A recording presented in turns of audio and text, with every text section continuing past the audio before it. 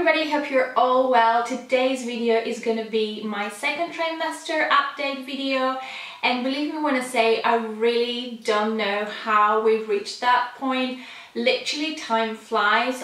By the time this video will be uploaded, I will already be into my third trimester, so it's just amazing how fast time flies when you're pregnant. And I have lots of things to share with you today, so if you're interested to see how my second trimester was, then please keep on watching. First of all, I want to start by saying that the second trimester overall has been a much easier trimester for me in comparison with my first one.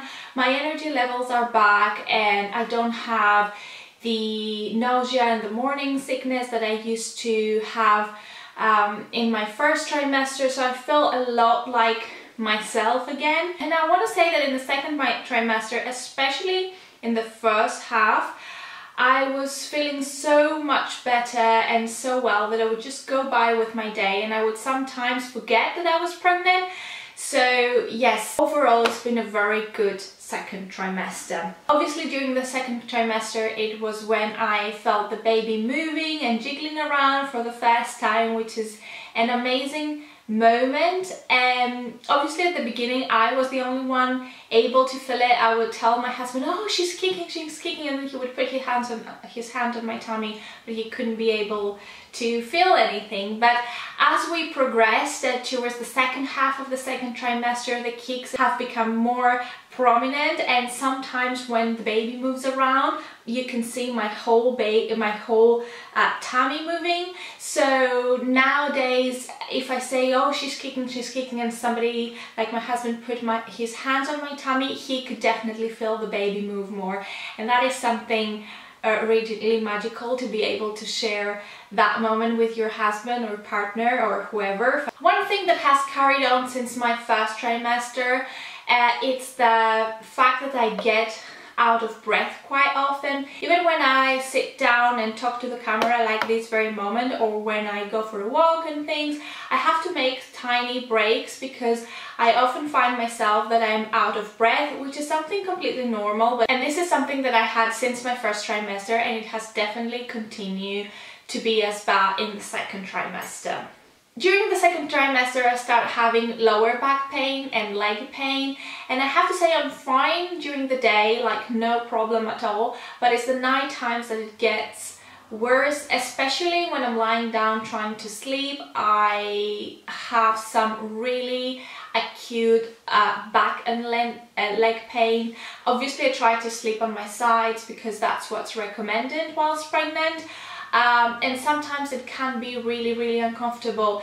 What really has helped me a lot is I bought some of these pregnancy sleeping pillows, and these have helped to soothe my pain quite a bit. After I started using the pregnancy pillows, the pain has been much better. Sometimes I don't even have it.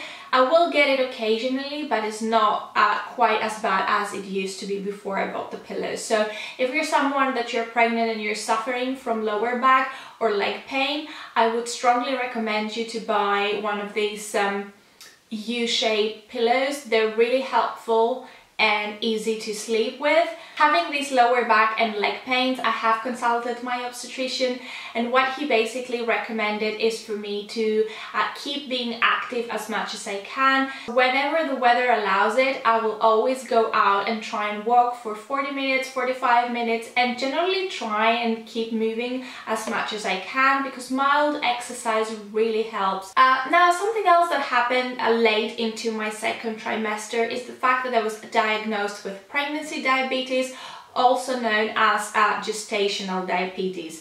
Now that was really hard news for me when I first found out, A, because nobody in my family has diabetes, and B, because I'm not overweight, and usually, you know, these two factors can play a role. Now, from what my obstetrician explained to me is that women that have polycystic ovaries have a higher tendency of developing diabetes during their pregnancy, and I fall into that category because I do have polycystic ovaries from a quite young age. So it was a lot to digest at the beginning because as I said, nobody has diabetes in my family and I didn't know anything about it. And one day I just went to see my doctor and they just said, oh, you know what, you have gestational diabetes. And I was like, okay, what's that?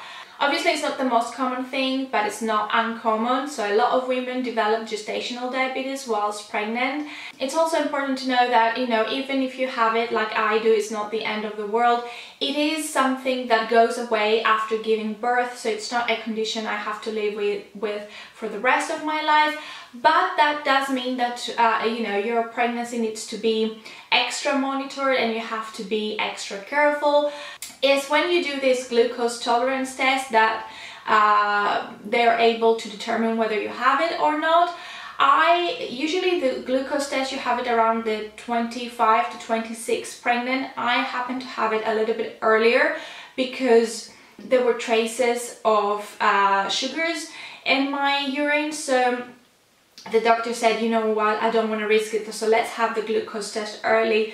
So that's what we did and it was positive. When I had the glucose tolerance test, I want to say, even though I know that term is not used, borderline diabetic. So I was literally on the borderline of classified as diabetic. Regardless though, I have to be careful with what I eat and I have to watch my diet, and also we have to keep monitoring the baby more often now that we know. So basically what happens when you're classified as diabetic during pregnancy is that they give you a small device and they make you prick your fingers 4 times a day in order for you to check your blood glucose levels every single day. So that's what I have to do. It's not painful at all, believe me when I say, but it's something that is really inconvenient because sometimes you're out and you have to, you know, you're out having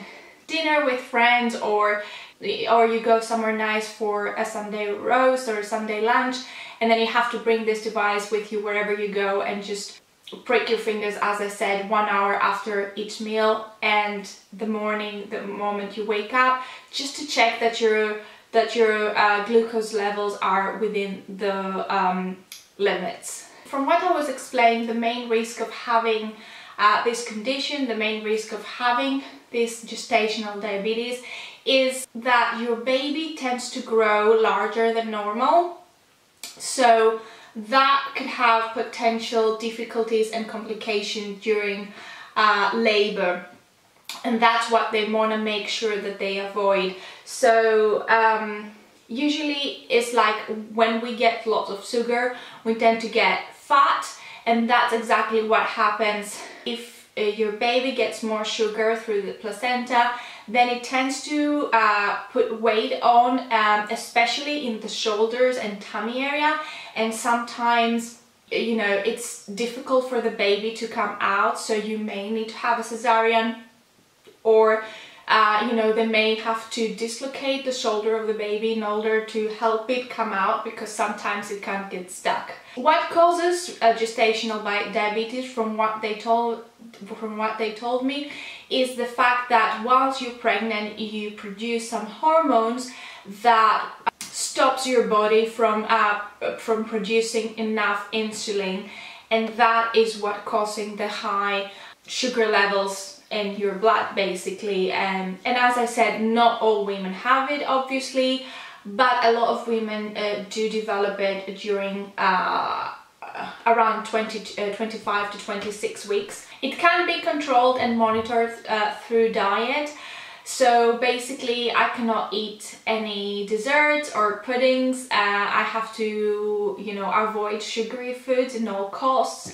But also I have to cut down quite a lot the amount of carbs that I consume each day. I am allowed to eat carbs, and I should be eating carbs because obviously carbs are a high source of energy, but I should definitely monitor the amount and the quantity of carbs I have each day. So I cannot go out and eat pasta, or I cannot go out and have pizza, or, you know, I have to eat rice, but eat like whole grain rice, brown rice and things like that. So yeah, that's all I have been doing. I have, ever since I was diagnosed with pregnancy diabetes, I have been monitoring my blood sugar levels 4 times a day at home with that device that I explained about. And on top of that, I have recently started taking a tablet called metmorphine every night with my dinner, and that also helps to reduce the glucose levels in my blood. So basically that was it. That is my second trimester review. As I said at the beginning of the video, I really don't believe that I'm now fast approaching my 3rd trimester. By the time this video goes up, I will already be on my 3rd trimester, and that's something mind-blowing. I cannot believe how close we're getting of me giving birth and of meeting our baby girl, and we're both super excited. As always, if you like this video, please do give it a good old thumbs up, and don't forget to hit that subscribe button down below. Thank you very much for watching, and I'll see you all very soon with another video. Bye you guys!